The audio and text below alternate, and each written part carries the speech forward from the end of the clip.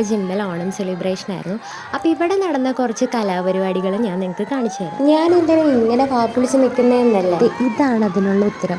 ദൈവം നടക്കുന്ന കണ്ടിട്ട് എൻ്റെ തന്നെ കിളി പോയി. എൻ്റെ മാത്രമല്ല ഇവിടെയുള്ള എല്ലാവരുടെയും കിളി പോയി. പിന്നെ ചെറിയ ഉടായി പഠിച്ചതാണോ എന്നുള്ളൊരു ഡൗട്ട് ഇല്ലാതില്ല. എനിവേ ഇതാണ് ഞങ്ങളുടെ ഓണപ്പൂക്കളം. എന്തായാലും ഇപ്രാവശ്യത്തെ പരിപാടി അടിപൊളിയായിരുന്നു കേട്ടോ. ഇവർ 3 പേരുമാണ് എൻ്റെ ജിമ്മിലെ മെയിൻ ബഡീസ്. ഞങ്ങൾ നിന്ന് വർത്താനം പറയുന്നുണ്ട് ഞങ്ങളുടെ കോച്ച് വന്ന് ഞങ്ങൾ ഓടിക്കും. കാരണം വർത്താനം തുടങ്ങിക്കഴിഞ്ഞാൽ നിർത്തില്ല. അങ്ങനെയാണ് ഞങ്ങൾ എല്ലാവരും കുറച്ച് സമയം കൊണ്ട് സെറ്റ് ചെയ്ത പരിപാടിയാണെങ്കിലും എന്തായാലും അടിപൊളിയായിരുന്നു കേട്ടോ. ശരിക്കും ഇവിടെ ഇത്രയും പേരുണ്ടെന്നുള്ളത് ഞാനിപ്പോഴാണ് കേട്ടോ അറിയണേ. മോർണിംഗ് ബാച്ചും ഈവനിങ് ബാച്ചും ആയിട്ട് ഒരുപാട് ആൾക്കാർ ഇവിടെ ഉണ്ട്. പിന്നെ ലേഡീസ് ബാച്ച് വേറെ ഉണ്ട്. അപ്പോൾ ഇത്രയും പേരുണ്ടെന്നുള്ളത് ഞാനിപ്പോഴാണ് അറിയണത്. എന്തായാലും പരിപാടി അടിപൊളിയായി. പിന്നെ ലേഡീസിൻ്റെ വടംവലി ടീമിൽ ഞങ്ങൾ എന്തായാലും അന്തസ്സായിട്ട് പൊട്ടിയിട്ടോ.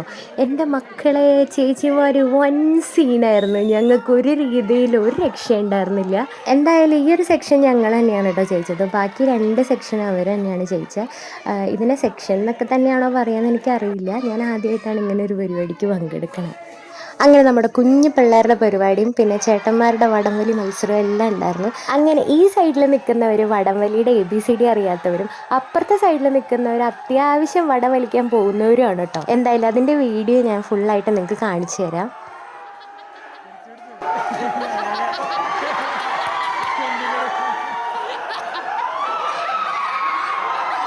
വടംവലി മത്സരത്തിന് ഞങ്ങൾ തോറ്റാലും ഡാൻസിന് ഞങ്ങൾ വിട്ടുകൊടുത്തില്ല കേട്ടോ. എന്തായാലും ഞങ്ങളുടെ ഡാൻസൊക്കെ എല്ലാവർക്കും നല്ല ഇഷ്ടമായിരുന്നു.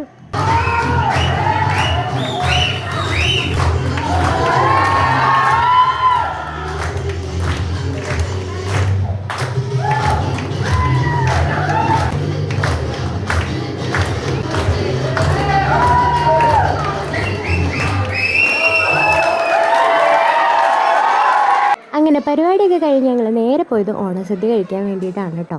അങ്ങനെ നല്ലൊരു ഓണസദ്യയും പപ്പടവും പായസമൊക്കെ കഴിച്ച് നമ്മൾ വീട്ടിൽ പോയി. അപ്പോൾ അത്രയേ ഉള്ളൂ. Bye all.